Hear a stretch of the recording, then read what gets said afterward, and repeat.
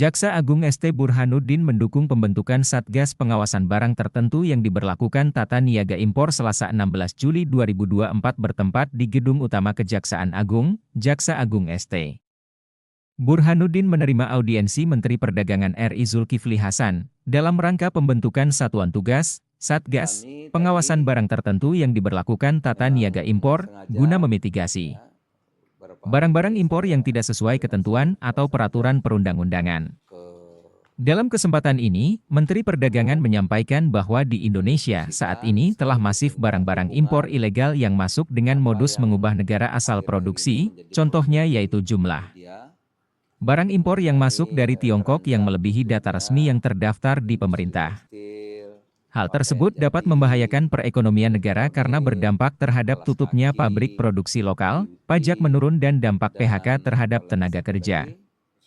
Saat ini, pelaku usaha mikro, kecil, dan menengah, UMKM, banyak mengeluhkan mengenai banjirnya barang-barang impor ilegal yang tidak jelas asal-usul dan perizinannya, ujar Menteri Perdagangan.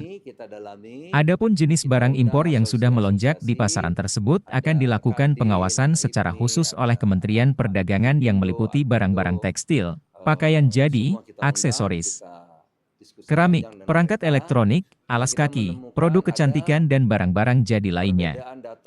Menteri Perdagangan RI mengungkapkan perbedaan data yang besar antara data resmi dari Badan Pusat Statistik, BPS, produk yang masuk ke Indonesia dengan data ekspor resmi dari negara asal. Dari perbedaan data tersebut, ditemukan bahwa terdapat banyak barang-barang impor yang masuk secara ilegal. Salah satu contoh data dari produk tekstil untuk kuartal pertama tahun 2024, nilai transaksi barang impor produk tekstil yang legal dari salah satu negara mitra dagang yang tercatat di BPS hanya senilai 116,36 juta dolar Amerika. Padahal nilai transaksi barang impor produk tekstil yang tercatat dari negara mitra dagang tersebut mencapai 366,23 juta dolar Amerika. Artinya terdapat selisih yang signifikan mencapai 249,87 juta dolar Amerika. Terkait 7 jenis barang tersebut akan diatur secara regulatif bagaimana pengendalian proses masuknya barang dengan menetapkan pelabuhan-pelabuhan mana saja yang menjadi pintu masuk komoditas impor tersebut, imbuh Menteri Perdagangan. Oleh karenanya, Menteri Perdagangan menyampaikan langkah pencegahan yang dapat dilakukan untuk memitigasi barang-barang impor ilegal tersebut yaitu dengan pembentukan Satgas Anti Barang Impor Ilegal dan penerbitan regulasi terkait penentuan pelabuhan sebagai pintu masuk ke 7 jenis barang impor sehingga bisa diidentifikasi dengan baik. Dari analisa tersebut, dalam audiensi ini disampaikan bahwa pembentukan Satgas Pengawasan Barang Tertentu yang diberlakukan Tata Niaga Impor khususnya terhadap 7 jenis barang impor tersebut dibentuk berdasarkan Undang-Undang Perdagangan, dan terdiri dari unsur Kementerian Perdagangan, Kejaksaan, Kepolisian dan asosiasi di bawah naungan Kamar Dagang dan Industri Indonesia, Kadin. Oleh karenanya, Menteri Perdagangan RI meminta dukungan dari Jaksa Agung untuk membantu memonitor dari aspek hukum sesuai tugas dan kewenangan dari Kejaksaan. Kami meminta dukungan dari Jaksa Agung dan segenap aparat Kejaksaan untuk melihat ke lapangan dan menyerahkan penanganan dan proses hukum ke Kejaksaan, pungkas Menteri Perdagangan. Jaksa Agung menyampaikan apresiasi atas kedatangan Menteri Perdagangan sebagai bentuk sinergitas antar lembaga sesuai kewenangannya.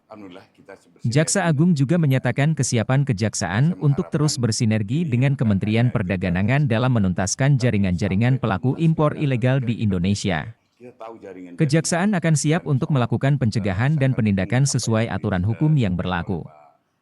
Kami sangat mendukung atas dibentuknya Satuan Tugas Pengawasan Barang Tertentu yang diberlakukan Tata Niaga Impor sebagai upaya mitigasi banyaknya barang-barang impor yang tidak sesuai ketentuan yang berlaku, imbuh Jaksa Agung.